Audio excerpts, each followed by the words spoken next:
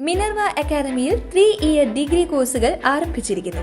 Medical lab technology, operation theatre technology, cardiac care technology, dialysis technology, hospital sterilisation (CSSD), radiology technology, optometry technology കൂടാതെ hospital management MBA കോഴ്സുകളും ആരംഭിക്കുന്നു.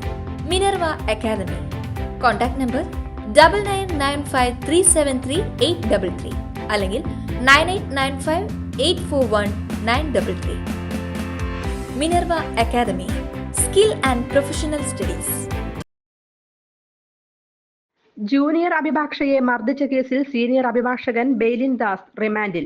ഈ മാസം 27 വരെയാണ് വഞ്ചിയൂർ കോടതി ബെയ്ലിനെ റിമാൻഡ് ചെയ്തത്. ജാമ്യ ഹർജിയിൽ വിശദമായ വാദം കേട്ട ശേഷം വിധി പറയാനായി നാളത്തേക്ക് മാറ്റി. ബെയ്ലിൻ ദാസിനെ പൂജപ്പുര ജയിലിലേക്ക് മാറ്റും. പ്രോസിക്യൂഷൻ ജാമ്യ ഹർജിയെ ശക്തമായി എതിർത്തു. തൊഴിലിടത്തിൽ ഒരു സ്ത്രീ മർദ്ദനത്തിനിരയായത് ഗൗരവമായ വിഷയമാണെന്ന് പ്രോസിക്യൂഷൻ ചൂണ്ടിക്കാട്ടി.